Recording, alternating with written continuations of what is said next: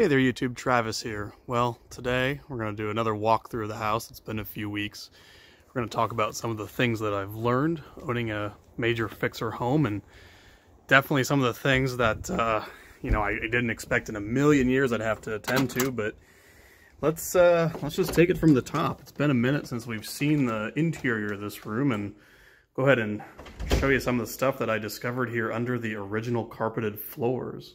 Okay, so first the good news. There are hardwood floors. Look at this.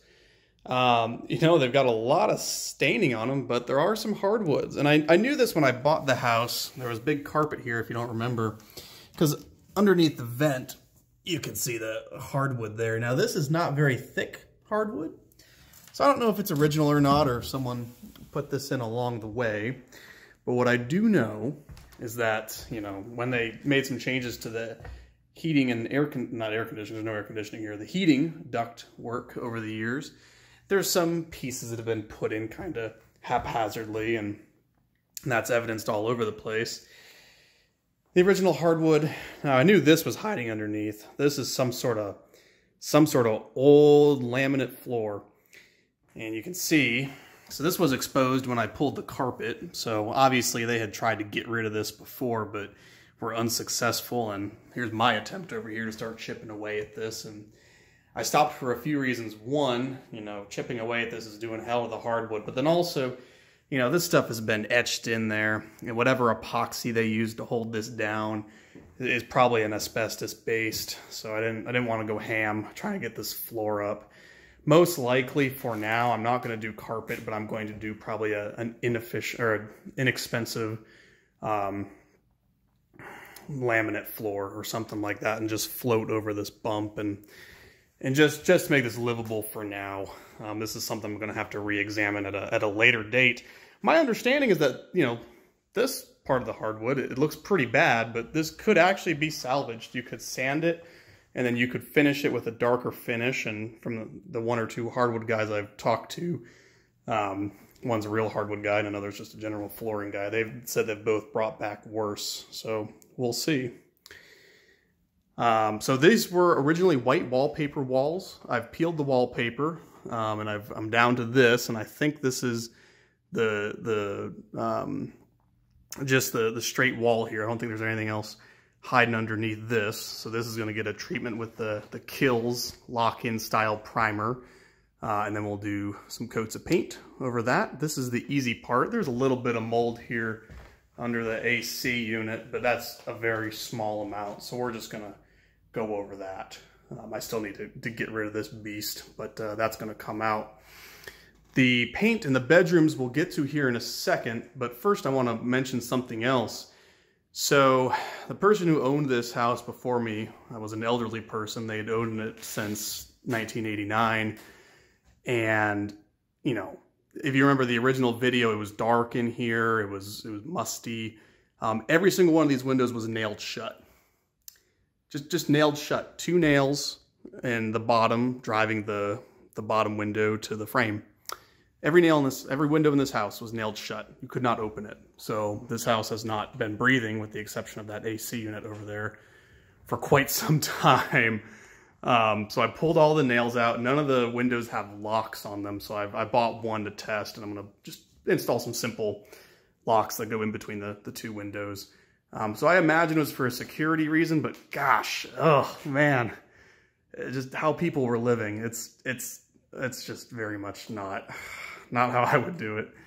A friend of mine was getting rid of her sectional couch, so I scooped that up. I had nowhere else to put it, so it's here for now until the floors get redone, but not going to turn down a free sectional, so went ahead and picked this up. All right, so this is the family room. Nothing major, other than this linoleum floor not wanting to play ball. Nothing crazy in here. Let's take a look at the bedrooms.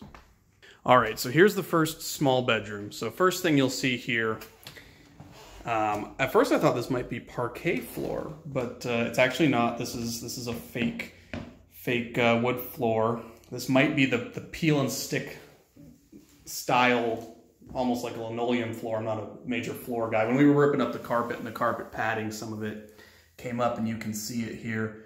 I was also warned that that's most likely an asbestos-based adhesive keeping this all down, which is why the former occupants chose to put carpet. And I've pulled all the staples, but the carpet tack strip is still here. There's a good chance that I might just decide to, not a good chance, there is a chance I'm just going to decide to recarpet this whole thing. Because as long as the stuff is encapsulated, it'll be just fine. But here's the real treat. So when I started peeling off the wallpaper, I started seeing stuff like this, and I was like, oh God, is this some sort of mold or something? And then I realized, this half of the wall I sanded a little bit, this is actually old wallpaper. Check this out. Can you believe it? It's like a Mountie and a Scout down there and 2 horses. Can you imagine like whatever like little boy was growing up here in like the 1940s or even earlier? Wild. And that's the older style paper, which just kind of just peels when you try to get rid of it. There's also evidence, it's kind of hard to see here, but there's a floral pattern. So there's at least 2 more layers of wallpaper underneath that. So, and then this yellow is a wallpaper too over that. So we did some sanding to get it kind of flat. More likely than not, actually, I'm probably just going to drywall over this. My original intention was to get a picture frame and like frame around like the best one and then paint the rest white. But there's some things I found in the other bedroom, which we'll take a look at now, which have made me reconsider making use of the walls as they sit. All right, so same style floor in the master. First off, this was a major water leak at one point. Look at this. Look at all that nastiness. And it's over there, and it continues into the closet over here. There's some of that nice Nickelodeon orange shag carpet that was in here.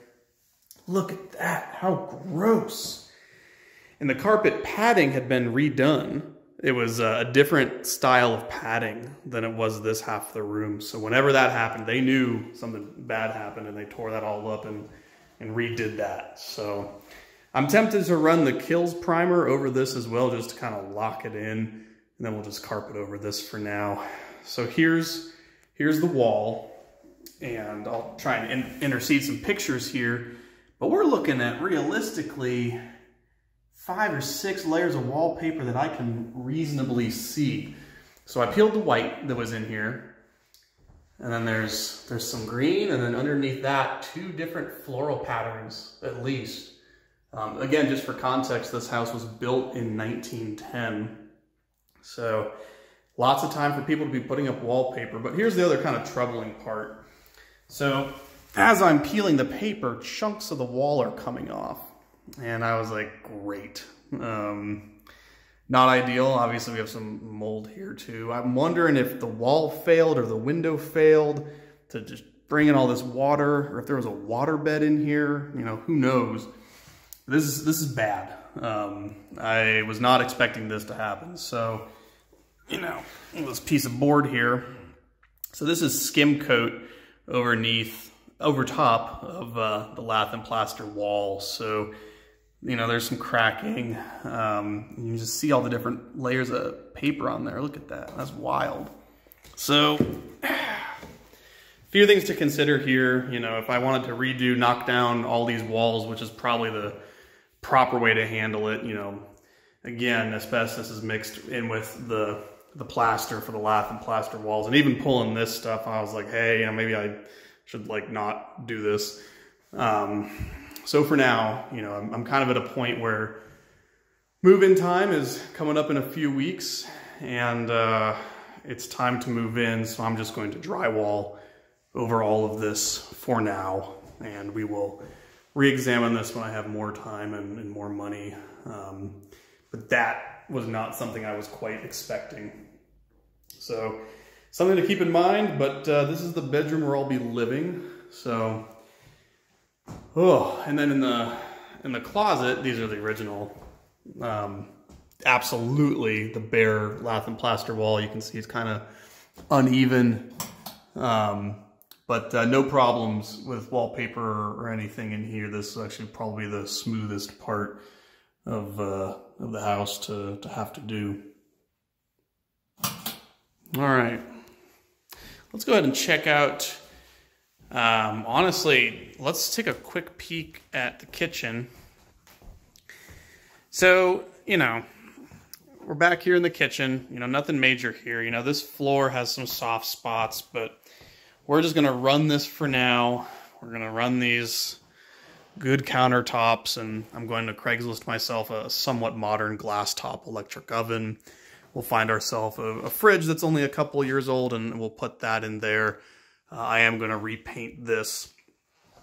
This sink, man, I'll tell you. So this was redone recently-ish. This is like the dirt cheapest sink that you can get from Home Depot. I mean, this stuff is, and it's functional. But you can see back under here, you know, there's your button board style wall. Obviously, there was a leak here that continued for some time. And they had a garbage disposal here at some point, but not anymore. So when they redid the plumbing, we've just got some simple PVC here going out. And they obviously let this leak go for a long time because that's all pretty damaged. What I'm going to do is probably just seal off this cabinet for now, and we'll take a look at this when we're able to bring down some more walls. No changes here to the bathroom. Went back and forth with my contractor about this, and I vetted 5 or 6 contractors at this point. What we're going to do is we're going to build a bathroom in the basement, which we'll take a look at here in a second. We're going to leave this as is. We're going to fix some of the plumbing. I went ahead and replaced the chain, so there's no longer a coat hanger flusher there. And this is actually a low flow toilet. It's a little modern. It's 1.27 gallons per flush, I think, something like that. So it's a little better. And I know for a fact that this was not the original bathroom for this house. I found a drain line that's been capped off. My original theory here is that the original bathroom for the house would have been right over here, if it even had one. You can see I'm starting to bring some of my stuff in because I'm getting ready to do the big move. The original bathroom would have been here. There's a drain line directly underneath where there's some cabinets right now. And I think whenever they decided to add on the basement steps in the basement, probably it could have been the 50s, it could have been the 70s, they opted to build that bathroom right there. That might have been a closet or a porch or who knows. Or nothing. It could have just been an add-on. But for whatever reasons why, that's that bathroom with the slanted floor. And now let's go ahead and take a look here in the basement. We'll check out where we are down here. This is going to look quite different. So here we are down in the basement. So I have had my contractors at work down here. I went ahead and we vacuumed up all the cobwebs that were up in the rafters that we could easily get to in here. There's 2 big repairs that are coming. So the first is going to be the breaker box replacement. The second is going to be this bathroom down here. So we've got some nice modern PEX plumbing going to the new bathroom, obviously. If I had more time, all of this original galvanized pipe would go. That crappy copper over there would go. It's still going to happen. So eventually this will all be like PEX. But for now, you know, this is just the setup that we have. I will say I really like this stuff. It's pretty cool. You know, again, the tools to do all this, any homeowner can buy on the cheap. And so you can, if you need to, do your own plumbing repairs, splicing in new stuff. It's all very standardized, unlike copper, which is great. You know, copper will last 100 years, but you do have to know how to solder, and that takes a little bit of finesse. Yes, you can teach yourself, but you do have to solder those joints, and it's all very fixed, so you have to make all your turns and bends, and you can get a little liberal here with this when you are kind of routing it around. So we'll say I'm a big fan of this stuff thus far, and obviously it costs much less than copper, and you know, there's nobody out there running, you know, galvanized pipe for plumbing anymore because that corrodes from the inside out. So we're making progress down here. So this bathroom is going to be a 5 by 9, so 5 feet out from the wall by 9. You know, let me see. I think they got the switch working. So nice digital timer here for the fan, which is up there. We've got a nice 5-foot shower pan. It's going to be really good. The goal eventually upstairs will be to have the tub up there, and this will be just a nice shower. We're going to have a vanity sink, and then we're also going to have our toilet right here. We're going to go ahead and get a frosted glass new window for up there, and we're going to have some cabinet storage up here, and this will actually end up kind of being a decently nice basement bathroom. So we'll have 2 bathrooms. One, the upstairs, will just be a little strange, and then we'll have this nice one down here. We'll take a look at the bedroom over there, but before we do that, we'll come back here and take a look at the other thing I had done, which it's buried under some supplies here, but this is my radon mitigation system. So on the outside of the house, there's a big old saucer, and then this is pulling from underneath the slab. They came and put that in. They got the radon levels down to an average of 0.3, which is pretty good. Parts per, whatever. Originally it was 4.7 when we moved in here, so that's all been taken care of. So working our way back here, and obviously between the furnace and the wall right there is not much room, but that's temporary as well. God bless this octopus furnace, but it's older than I am, times 3 or 4 probably, and it's not very efficient. It uses the oil tank that's buried in the backyard, which isn't going to last forever. So this we'll get like a 90-95% efficient furnace or whatever the heck they are. I have no idea what this one is, probably not even close. So this giant thing will go. We'll get some modern, smaller unit there eventually. Okay. Oh, you guys might find this funny. So I found all these paints up in one of the cabinets, and I tell you what, some of the stuff is classic. Look at that. Puts a Raggedy Ann on their paint cans as advertisement. That's wild stuff. Oh, where's the one? Yeah, there it is. Man, this is some old stuff. So, gotta get rid of all that. And then here's my favorite Federal Pacific breaker box. So I do have an electric company coming to change this out for a modern box. We're gonna go from this 125 amp box up to a 200. We're gonna leave probably about half the wiring as is, and then for the other half, because the kitchen and the garage of this house are actually grounded. That was done properly with plastic wire, probably in the 1980s or maybe a little earlier. But I'm going to run one dedicated circuit for one good outlet to be shared by the family room and the 2 bedrooms. So that'll have proper grounding. It'll be a 20 amp, so we can plug a lot of things into it. And then the rest we're just going to leave as is. It's going to be 5 to 6K just to do the different wiring and also to do those outlets. There's some other small things like the grounding for the water heater.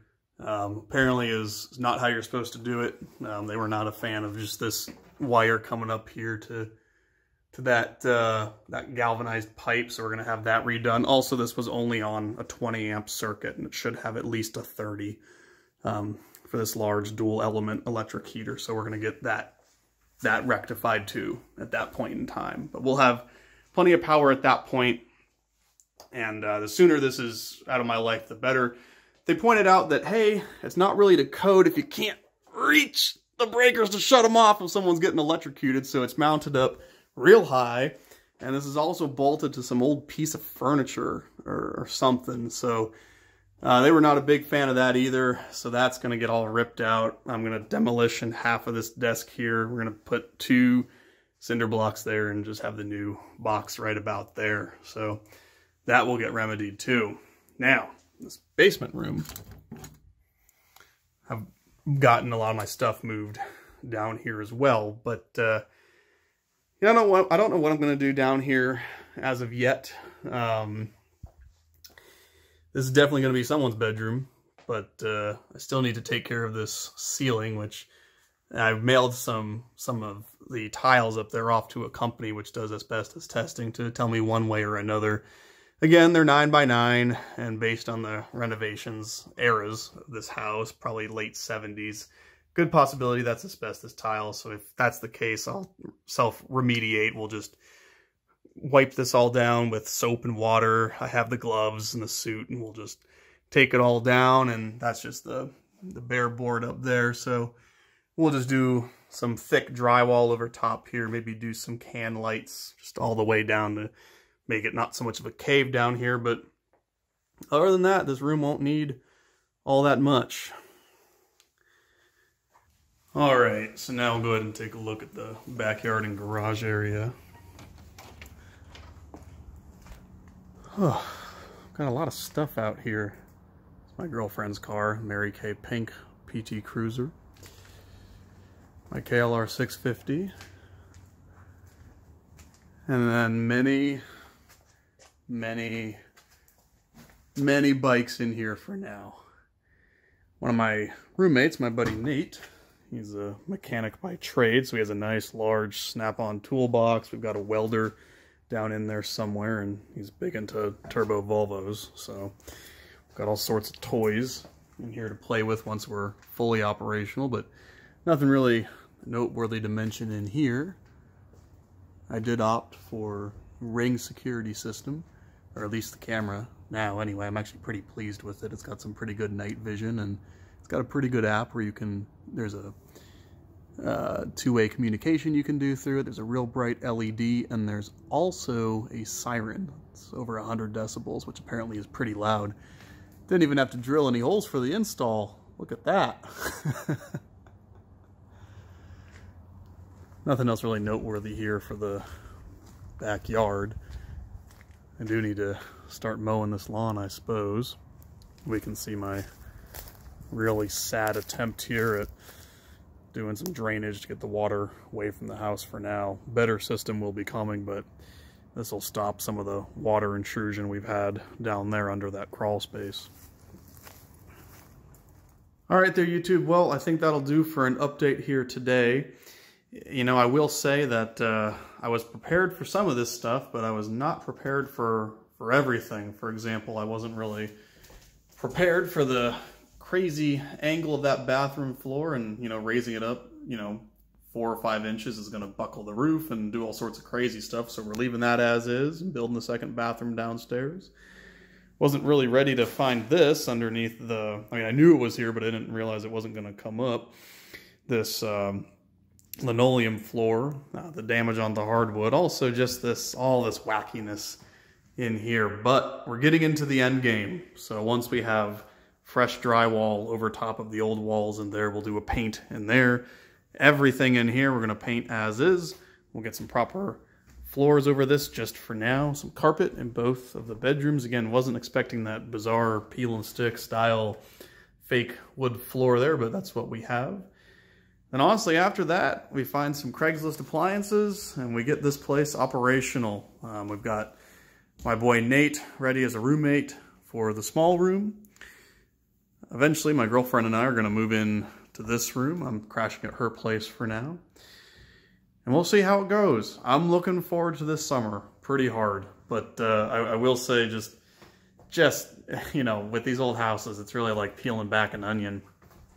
It is something else. So, all right, YouTube. Well, I hope you enjoyed this update video. I am alive. I'm still out here. We're still making videos. We'll get more out to you soon. Until next time.